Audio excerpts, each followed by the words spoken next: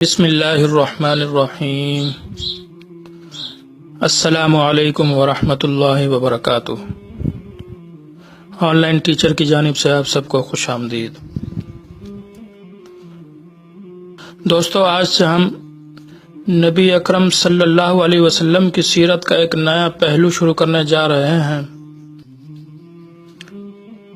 جس میں انشاءاللہ روزانہ ہم نبی علیہ الصلوۃ والسلام کی زندگی کا ایک واقعہ نقل کریں گے اور آپ حضرات تک پہنچانے کی کوشش کریں گے، اور آپ سے بھی یہ درخواست ہے کہ نبی علیہ الصلوۃ والسلام کی زندگی کے اہم واقعات جو آپ تک پہنچیں ان کو سن کر آگے ضرور شیئر کیجئے، ثواب کی نیت سے شیئر کیجئے تاکہ زیادہ سے زیادہ لوگ اس سے فائدہ اٹھا سکیں، اور اللہ تعالی ہم سب کو نبی اکرم صلی اللہ علیہ وسلم کی مبارک زندگی پر، مبارک سنت پر، نبی علیہ الصلوۃ والسلام کے مبارک طریقوں پر چلنے کی توفیق عطا فرمائے۔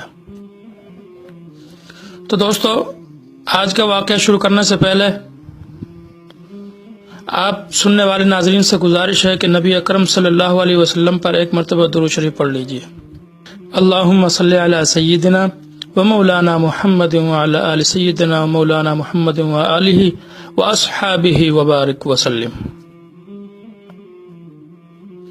دوستو، یہ واقعہ کہ نبی علیہ الصلوۃ والسلام کے والدین جب دنیا سے جا چکے، اس وقت نبی علیہ الصلوۃ والسلام کو کتنا صدمہ ہوا۔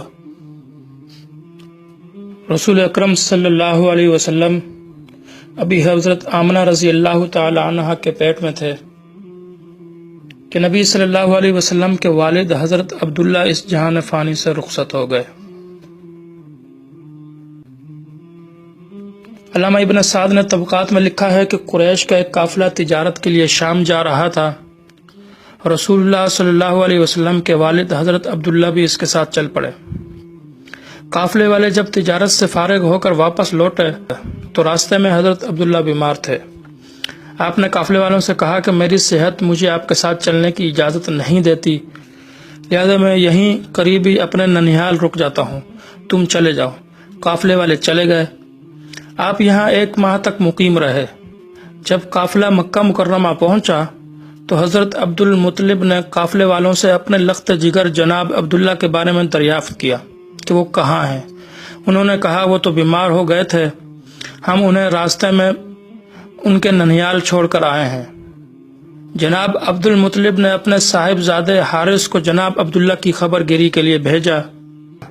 اسی اثناء میں آپ وفات پا گئے تھے اور لوگوں نے آپ کو نابغہ کے گھر میں دفن کر دیا تھا۔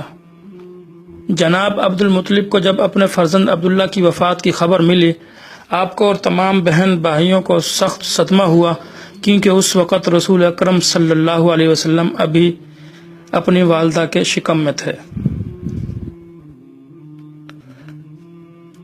آخر وہ دن بھی آ گیا جس وقت رسول اکرم صلی اللہ علیہ وسلم دنیا میں رحمت بن کر تشریف لائے۔ سرکار دو عالم صلی اللہ علیہ وسلم پیدا ہوئے تو یتیم تھے۔ جب آپ کی عمر 6 برس کی ہوئی تو والدہ محترمہ آپ کو ساتھ لے کر مدینہ گئیں۔ مدینہ میں 1 ماہ تک قیام کیا۔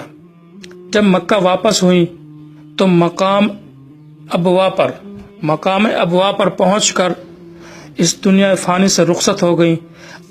اب دیار غیر میں سفر کے دوران یہ حادثہ نبی صلی اللہ علیہ وسلم پر بجلی بن کر گرا کہ باپ کا سایہ پیدا ہونے سے پہلے ہی سر سے اٹھ چکا تھا۔ اب والدہ نے بھی دائی اجل کو لبیک کہا تو شدت غم سے آپ کی آنکھوں سے بے اختیار آنسو جاری ہو گئے اور بہت زیادہ نبی علیہ الصلوۃ والسلام نے آنسو بہائے۔ ام ایمن رضی اللہ تعالی عنہ جو اس سفر میں نبی علیہ الصلوۃ والسلام کے ہم رکاب تھیں، وہ آپ کو ساتھ لے کر مکہ واپس آ گئیں۔ ام ایمن میری والدہ کے بعد میری ماں ہے۔ نبی علیہ الصلوۃ والسلام انہیں امی کہہ کر بلایا کرتے تھے۔ حضرت ام ایمن رضی اللہ تعالی عنہ بیوہ تھیں اور بیوگی کا زمانہ گزار رہی تھیں۔ ایک دن نبی علیہ الصلوۃ والسلام نے فرمایا کہ اگر کوئی شخص جنت کی کسی عورت سے نکاح کرنا چاہے تو وہ ام ایمن سے نکاح کر لے۔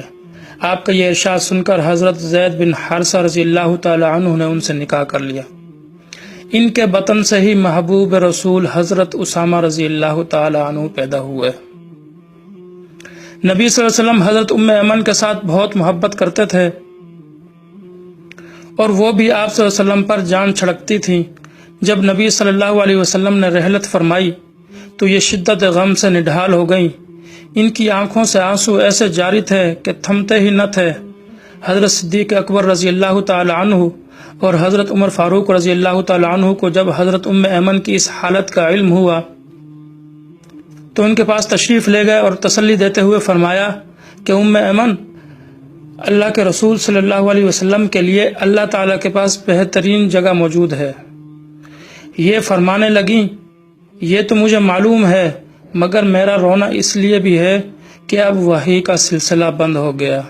یہ سن کر صدیق اکبر رضی اللہ تعالیٰ عنہ اور فاروق اعظم رضی اللہ تعالیٰ عنہ بھی رو پڑے اور ان پر رکعت طاری ہو گئی۔